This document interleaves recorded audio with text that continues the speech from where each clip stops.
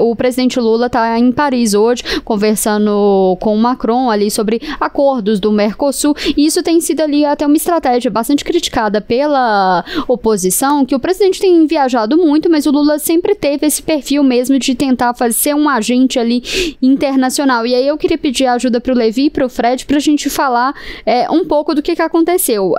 A gente até tem uma matéria aqui no Portal Tempo falando que o Lula fez um pedido público ao Macron, pedindo para ele abrir seu coração ali para o acordo do Mercosul. Fred, como que foi essa reunião?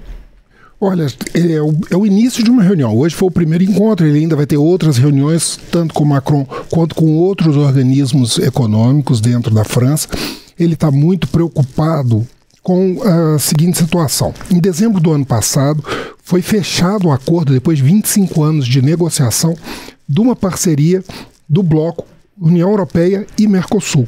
E o principal resistente a esse acordo é justamente a França, por conta do protecionismo e dos subsídios que são dados aos agricultores franceses, pois o país é um dos principais fornecedores de alimentos para o continente europeu. Então, para o Lula, é muito importante conseguir essa reaproximação com a França. O Brasil e a França já foram muito próximos, tanto no governo do Lula, no primeiro governo do Lula, quanto no governo Fernando Henrique, mas houve um desgaste dessa relação.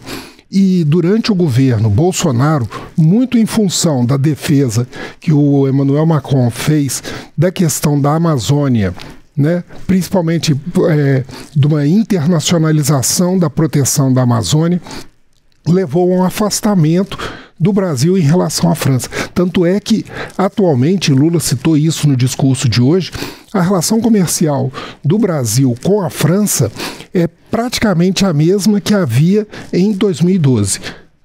Então você vê que quase 12 anos passados, 2024 para 2012, e você tem um nível estagnado de negócios. Agora, o acordo do Mercosul, caso o presidente consiga a aprovação, uma vez que o Brasil está entrando agora, nesse mês, na presidência rotativa do Mercosul, pode trazer ganhos significativos para o governo brasileiro e para a economia brasileira e principalmente para o agronegócio brasileiro, que é um pêndulo tanto da economia quanto da política brasileira. Só para você ter uma ideia, o bloco, se formasse um bloco conjunto de Europa e Mercosul, seriam mais de 700 milhões de habitantes e um PIB da ordem de 22 trilhões de dólares.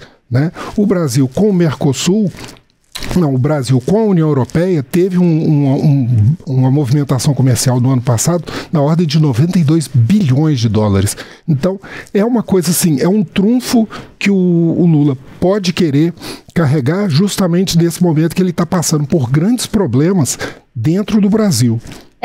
Quero aproveitar aqui para ler alguns comentários. A gente fez a enquete perguntando se o Lula tem chance de ser reeleito. Por enquanto, 57% acredita que sim e 43% que não. E a gente tem aqui alguns comentários. A Andréia falando que o Brasil é um país de direita. A gente tem o Antônio também criticando inclusive os dados dessa pesquisa Quest. Aí eu tinha até separado porque antes da gente até passar para o próximo tema, essa pesquisa Quest, ela foi feita ali, ela ouviu 2.004 pessoas entre os dias 29 de maio e 1º de junho em 120 municípios brasileiros. E a margem de erro dessa pesquisa é de 2 pontos percentuais para mais ou para menos. E o grau de confiança é de 95%. E aí a gente tem alguns comentários, o Elias também criticando, falando que para ser eleito, falando que o Lula precisa primeiro ser honesto para conseguir ser reeleito. E aí, Levi, só antes da gente encerrar esse próximo tema, essa estratégia aí dessas viagens internacionais, isso aí tem sido um prato cheio também para a oposição,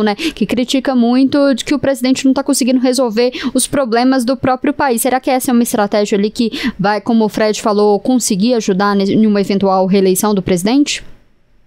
Olha, sem dúvida acaba sendo um impasse que Lula vive, porque ele uma das premissas dele, somente no início do mandato, no primeiro ano de mandato, é que ele queria recolocar o Brasil como um ator influente do ponto de vista global, que durante o governo Bolsonaro teria havido um isolamento maior do Brasil em relação, por exemplo, à União Europeia, a países da Ásia, da África e também aqui da América Latina, né, que Bolsonaro teria feito uma política externa muito ligada aos Estados Unidos no período Trump. Depois, com Biden, também houve um distanciamento. E aí que Lula queria, tanto que ele usava o slogan, que era "O Brasil voltou", e aí, inclusive, do ponto de vista das relações internacionais.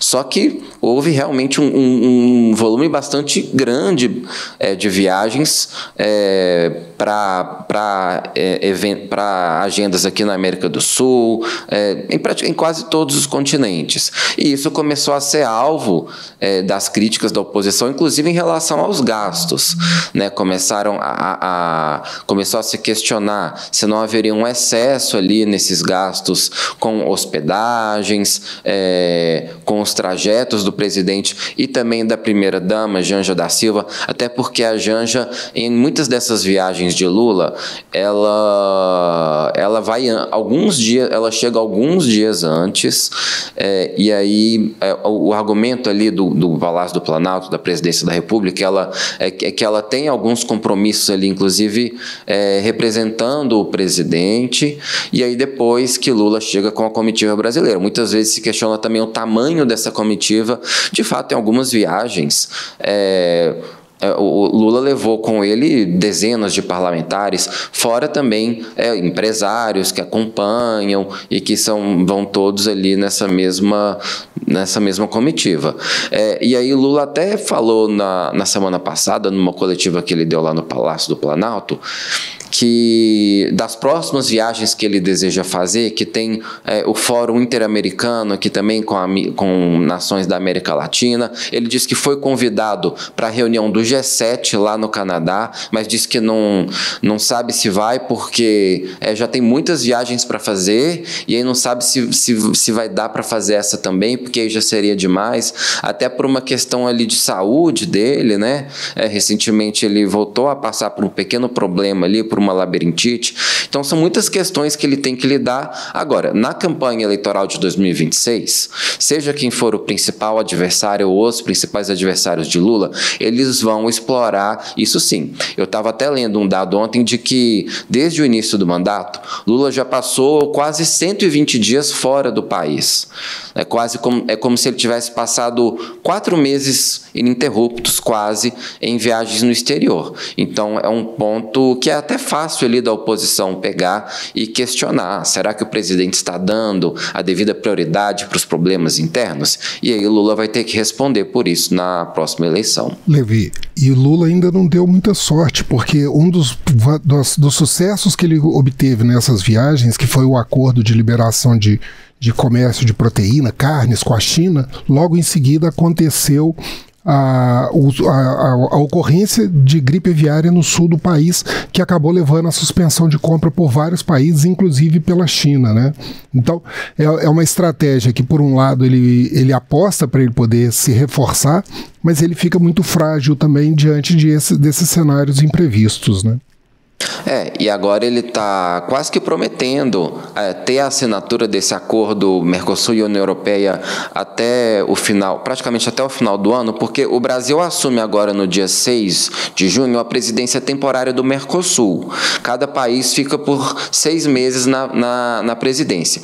E ele falou que vai dar prioridade total à finalização desse acordo, né, que já é negociado aí há mais de 20 anos. Ele até falou ali para o Macron abrir o coração dele para isso, porque a principal resistência vem dos franceses. O Macron sofre uma resistência muito grande ali dos agricultores franceses, que entendem que eles vão sair prejudicados com a entrada dos produtos do agro brasileiro ali na França e nos outros países da Europa. Então, o Macron resiste muito à assinatura desse acordo. Então, Lula fala que até o final do ano nós vamos assinar, mas não tem nenhuma garantia de que isso vai acontecer, né?